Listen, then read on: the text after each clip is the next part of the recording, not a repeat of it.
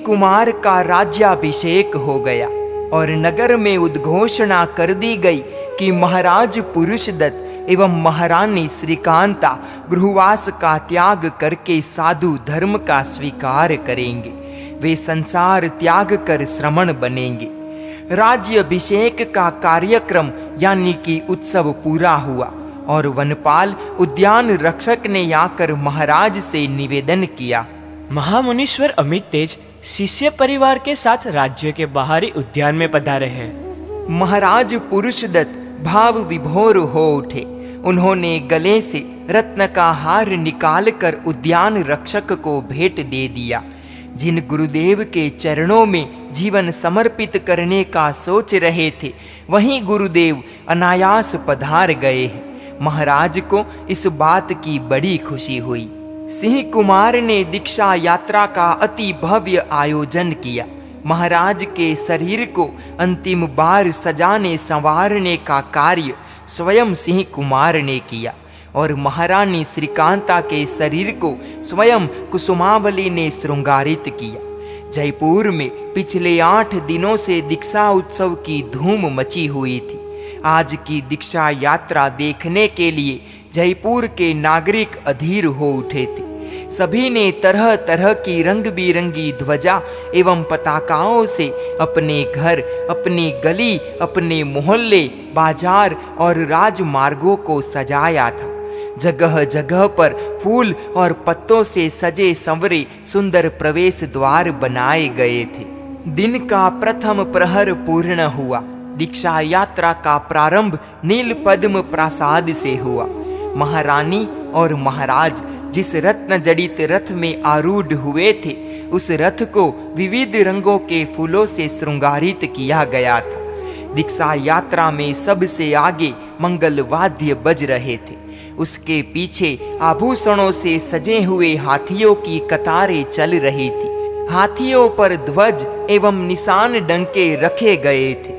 इसके पीछे सुंदर वस्त्रों में सज धज कर दासियां विविध वस्त्र इत्यादि के थाल लेकर चल रही थी। उसके पीछे महाराज और महारानी का रथ था। उस रथ के ठीक पीछे सिंह कुमार एवं कुसुमावली के रथ मंद मंद गति से चल रहे थे। हवेलियों के झरोखों से नागरिक पुष्प वर्षा कर रहे थे, सुगंधित चूर्ण बरसा रहे थे और उसके पीछे सशस्त्र घुड़सवार दल के सैनिक चल रहे थे। पश्चात नगर का श्रेष्ठ समुदाय चल रहा था। चारों ओर रंग बिरंगी ध्वजाएं लहरा रही थी। दीक्षा यात्रा नागदेव उद्यान में पहुंची। आज तो पूरा ही उद्यान मानव समूह से खचाखच भर गया था। अपने प्रिय राजा और रानी साधु धर्म स्वीकार करने वाले थे। आत्म कल्याण के रास्ते पर प्रयाण करने वाले थे। सभी नागरिक महाराजा और महारानी के लिए मंगल कामनाएं करते हुए नाच रहे थे। उद्यान की रमणीय पुष्करणी में राजा और रानी की स्नान विधि संपन्न हुई। इसके बाद जहां आचार्य श्री अमित तेज विराजमान थे, वहां पर राजा और रानी पहुंचे। गुरुदेव को 3 प्रदक्षिणा देकर भावपूर्णक वंदना की और गुरुदेव से प्रार्थना की, भगवंत हमें साधु धर्म देकर भवसागर से हमारा उद्धार कीजिए। गुरुदेव ने राजा रानी को साधु धर्म प्रदान किया, साधु वेश अर्पण किया। रानी श्रीकांता साध्वी वृंद में शामिल हो गई। सिंह कुमार और कुसुमावली ने श्रावक जीवन के 12 व्रत अंगीकार किए। गुरुदेव को भक्ति भाव पूर्ण हृदय से भरी आंखों से वंदना की और सब राजमहल की ओर धीरे धीरे कदम रखते हुए लौट गए। कुसुमावली का चेहरा म्लान हो उठा था। उसका दिल धड़क रहा था। वह अपने शयन गृह में जाकर अपना चेहरा दोनों हथेलियों में ढंक कर औंधी गिरी और बिलखती हुई रोने लगी। सिंह कुमार उसके पीछे ही शयन गृह में आकर खड़ा रहा, पर वह कुसुमावली के पास नहीं बैठा। नील पद्म प्रासाद पर गहरी उदासी के काले स्याह साए उतर आए थे। चौं तरफ खामोशी की स्तब्धता छाई हुई थी। सब कुछ खाली खाली लग रहा था। दिल में भी सब कुछ खाली हो चुका था, जबकि कुसुमावली सी श्रेष्ठ पत्नी उसके पास थी, उसके ही करीब थी। कुसुमावली को श्रीकांता का विरह तड़पा रहा था, उद्विग्न किए जा रहा था। वह बेजार होकर रोए जा रही थी। 2 घड़ी तक वह रोती रही। कुमार ने उसके सिर पर हाथ फेरते हुए कहा, देवी, अब रोना बंद करो, अपने आप को नियंत्रित करने की कोशिश करो। जो हो चुका है, जो भूतकाल बन गया है, उसे भूलना ही बेहतर है। लेकिन किस तरह भूला जाएगा? क्या माताजी को भुला सकेंगे? क्या पिताजी को भुलाना संभव है? ज्यों ज्यों भुलाने की कोशिश करती हूँ, यादों के बादल ज्यादा घिर आते हैं मन के आकाश में। मन बरबस इनकी ओर खींचा चला जाता है। महारानी श्रीकांता में आकर्षण था, खिंचाव था। वह खिंचाव अपने आप में सौंदर्य लिए था, माधुर्य लिए था। जो कोई श्रीकांता के पास बैठता वह पवित्रता को महसूस कर सकता था और खुद भी पवित्र हो सकता था। हालांकि उसमें कवित्व नहीं था, पर उसका स्पष्ट और निश्चल वार्तालाप उसके प्रति सबको आकर्षित करता था। श्रीकांता का जितना प्यार सिंह कुमार पर था, उससे कहीं ज्यादा स्नेह वह कुसुमावली पर उड़ेलती थी। वैसी श्रीकांता उसके लिए, कुसुमावली के लिए एक प्रतिमा बन गई थी। अपने मन मंदिर के सिंहासन पर उसे स्थापित करके वह उसकी पूजा करती थी। वैसे भी श्रीकांता धर्म की साक्षात प्रतिमूर्ति थी। सदैव उसकी आंखों में शांति और शीतलता बरसती नजर आती थी। शायद ही किसी सास में बहू को इतना कुछ और ऐसा कुछ देखने को मिले। आज वही सासू माता साध्वी होकर, गृहवास छोड़कर, स्नेही स्वजनों को त्याग कर, हर रिश्ता हर नाता तोड़कर चली गई। उसने मोह से मुक्ति पाली, पर उसके साथ प्रीत का नाता रखने वाले, उसे चाहने वाले कहाँ मुक्त हुए थे उस ममता के बंधन से। उनका मोह उन्हें रुला रहा था, उन्हें बेचैन बना रहा था। सिंह कुमार की नसों में खोलता उस जवानी का गर्म लहू धीरे धीरे शांत हो रहा था। अब उसके कंधों पर एक विशाल राज्य की जिम्मेदारी आ पड़ी थी। उसका राज्याभिषेक हो चुका था। प्रजा की निगाहों में वह महाराज बन गया था। उसे अपने कर्तव्यों को बांध लेना था और उन कर्तव्यों का समुचित पालन भी करना था। अभी तक तो वह स्वतंत्र था, स्वाधीन था। कर्तव्य पालन की तनिक भी जिम्मेदारी उसने वहन नहीं की थी। और एक बड़ा परिवर्तन आया, क्योंकि परिवर्तन संसार का नियम है। जीवन परिवर्तनशील है। जो मनुष्य साहसिक तौर पर उस परिवर्तन को अपना लेता है, उसकी जीवन यात्रा विषाद और विवाद की कंटोली राहों से बच जाती है।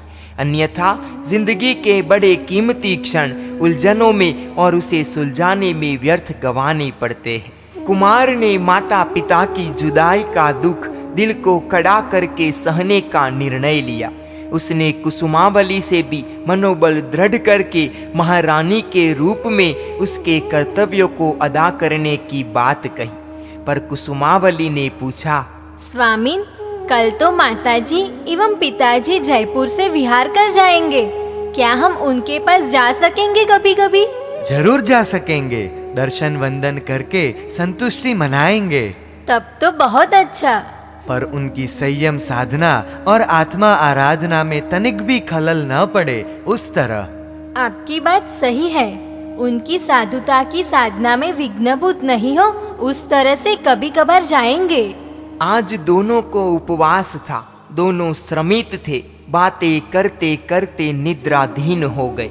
जब आंखें खुली तो सूरज अस्ताचल पर आहिस्ता आहिस्ता फिसल रहा था। समय की रफ्तार बेरुखी होती है, चाहे उसमें बेरुखी का बियाबान सिमट आए या अपनापे का आसमान उतर आए। समय की रफ्तार को कौन रोक सकता है? उसकी गति अनंत है, अनवरत है। उसकी स्थिति अनंत है। उसका कल भी अनंत था, उसका भविष्य भी अनंत है, असीम है। हरेक जड़ एवं चेतन पदार्थ पर समय के कदमों की आहट एवं असर दिखाती है। सिंह कुमार और कुसुमावली का दाम्पत्य जीवन हजारों वर्षों का सफर तय कर चुका था। वैसे भी महाविदेह क्षेत्र में मनुष्य की आयु लाखों करोड़ों वर्षों की होती है, परंतु वहाँ सुख की बहुलता होने से समय के गुजरने का एहसास अक्सर भी नहीं हो पाता। दुख के दिन दुगुने और रात चौगुनी होती है, जबकि सुख के वर्ष भी पंख लगाए उड़ते रहते हैं। राजा रानी की दीक्षा हुई तब तक सिंह कुमार और कुसुमावली निसंतान थे। हालांकि उनकी संतान प्राप्ति की चाह भी तीव्र नहीं थी। कभी कुसुमावली इस बात को छेड़ती, पर सिंह कुमार उसे ज्यादा गौर किए बगैर ही टाल देते।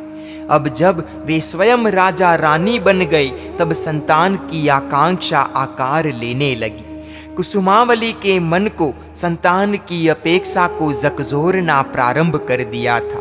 सिंह कुमार का मन उसके लिए कभी भी तीव्र उत्सुक नहीं रहा। एक दिन राजा और रानी राजमार्ग के प्रासाद की अटालिका में बैठे हुए थे। सांझ की बेला घिर आई थी। दिन का उजाला कम होने के पश्चात जयपुर के राजमार्ग के सामंतों के रथ वहां पर जमा होने लगे थे। मालिन फूलों के हार पिरो पिरो कर सामंत युवकों को पहना रही थी। युवक और युवतियां हंसी ठिठोनी करते हुए शीतल और सुवासित शरबत के घूंट पिए जा रहे थे। चौतरफ विलास और उल्लास का वातावरण छाया हुआ था। पूरा राजमार्ग उस उत्सव का केंद्र बन चुका था। सिंह कुमार ने कुसुमावली की ओर देखा। कुसुमावली की निगाहें राजमार्ग पर थी, किंतु मन में अलग ही विचारों का काफिला उतर आया था। उसके विचारों का प्रतिबिंब उसके चेहरे के आईने में स्पष्ट उभर रहा था। उसका गौर चेहरा कुछ पीला एवं फीका सा लग रहा था। उसकी चमकती चहकती आंखों में खामोश उदासी के डोरे खींच आए थे। देवी। जी महाराज। उदासी है क्या? तबीयत में कुछ? नहीं, तबीयत तो ठीक है, पर मन की बेचैनी तड़प पैदा कर रही है। इतनी बेचैनी कि तुम्हारी खूबसूरती को भी नजर लग जाए, तुम्हारा हास परिहास भरा उल्लास हवा हो जाए। स्वामी, न तो कुछ भाता है न चैन आता है। ऐसी भी क्या परेशानी है? ऐसी कौन सी इच्छा है जो पूरी नहीं हो रही है और मन परेशानी का शिकार हो गया है? वैसी एक ही इच्छा शेष रह गई है, न जाने वह इच्छा कब पूरी होगी। कुसुमावली का स्वर भीगने लगा था। हमें नहीं बताओगी वह इच्छा? कौन सी ख्वाहिश इतनी खाए जा रही है? पुत्र की, वारिश की। ओह, अब आई बात समझ में। किंतु देवी, जरा सोचो, यह इच्छा करना, इच्छा हो जाना तो स्वाभाविक है, पर पूरी होना इंसान के बस का रोग नहीं है। आपकी बात सही है। यह इच्छा देवी शक्ति तो पूरी कर सकती है ना? क्यों न हम कुल देवता की पूजा रचाए? जरूर, पर यदि पुत्र प्राप्ति करवाने वाला पुण्य कर्म हमारी आत्मा में नहीं है, तो क्षेत्र देवता, कुल देवता, कोई भी देव पुत्र नहीं दे सकते। हाँ, यदि पुण्य कर्म होगा तो वह पूजा अर्चना उसके आवरण को अवश्य दूर करेगी। देवी, तुम्हें पुत्र में सुख का दर्शन होता है, ठीक है ना? हाँ स्वामी। पुत्र सुख ही देता है, ऐसा मानती हो? नहीं, सुख नहीं भी देता है। तब फिर? जानती हूँ स्वामी कि यह मोह है, यह मिथ्या मोह है। फिर भी जन्म जन्म की वासनाओं से वासित यह मन उस तरफ बरबस खींच जाता है, जैसे प्यासा मृग माया मरीचिका के जल की ओर बेतहासा भाग जाता है। उसी तरह स्वामी, जिस दिन से माताजी पिताजी ने गृहत्याग किया है, तब से हर पल हर क्षण यह इच्छा मुझे परेशान कर रही है कि मुझे बेटा चाहिए, मुझे इस राजगादी का वारिस चाहिए। समझ में नहीं आता कि मुझे क्या हो गया है। देवी, मनुष्य चाहे कितना भी बुद्धिशाली हो, शक्तिशाली हो, फिर भी वह पूर्व जन्म के कर्मों का दास है। मनुष्य का सारा जीवन उसके द्वारा उपार्जित शुभाशुभ कर्मों के अधीन है। इच्छा पैदा होना और इच्छा पूर्ण होना दोनों बातें कर्मों की ही प्रेरणा है। इच्छा पूरी हो तो वह है कर्मों की प्रेरणा, इच्छा पूरी नहीं भी हो तब भी कारण तो कर्मों की प्रेरणा ही बनेगी। तो फिर आदमी का पुरुषार्थ अर्थहीन है क्या? मात्र निमित्त। कार्य सिद्धि में निमित्त भी कारण तो होता ही है ना? होता है, पर वह अक्सर गौण होता है। हाँ, आत्मकल्याण के मार्ग में पुरुषार्थ की प्रधानता अनिवार्य है। भौतिक सुखों की प्राप्ति में कर्मों की प्रधानता प्रमुख रहती है। मेरी इच्छा अनुचित तो नहीं है ना स्वामीन? उचित अनुचित का सवाल ही नहीं है, सवाल इच्छा पूरी होने की तीव्र भावना का है। जो बात पराधीन हो उसकी इच्छा तीव्र नहीं होनी चाहिए। इच्छाएं तो पैदा होंगी ही, पर वे इच्छाएं हमारे निर्मल जीवन प्रवाह को गंदा बनाने वाली नहीं चाहिए। देखो ना देवी, तुम्हारी इच्छा की तीव्रता ने तुम्हारे शरीर का क्या हाल बना रखा है।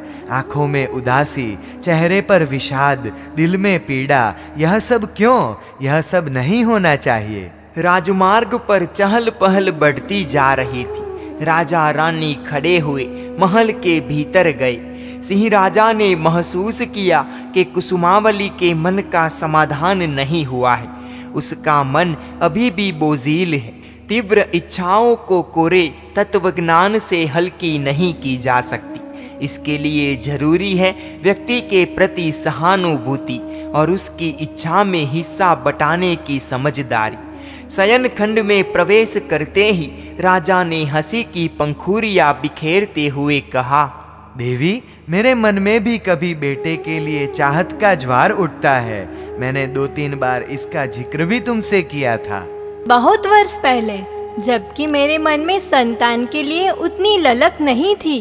नाथ, क्या हमारी इच्छा फलवती होगी? आपको क्या लगता है? मुझे लगता है कि जरूर अपनी इच्छा सफल होगी। अपनी कौन सी इच्छा पूरी नहीं हुई, बताओ तो। और यदि अपनी इच्छा साकार हुई तो अपने उस पुत्र रत्न को हम सर्वप्रथम तीर्थंकर भगवान के दर्शन करवाएंगे।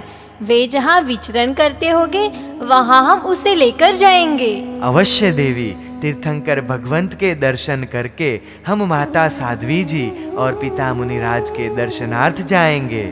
अरे हाँ, जरूर जाएंगे। माता साध्वी जी पुत्र को देखकर बड़े प्रसन्न हो उठेंगे।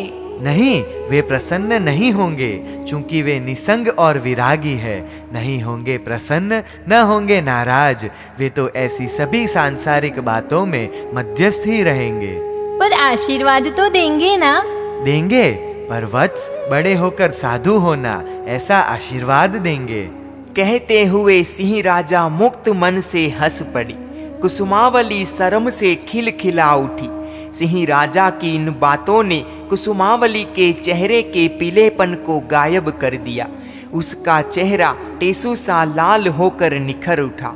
आंखों में खींचे उदासी के स्याह साए बिखर गए। वहां पर खुशी की पुलक और नई सी चमक उतर आई।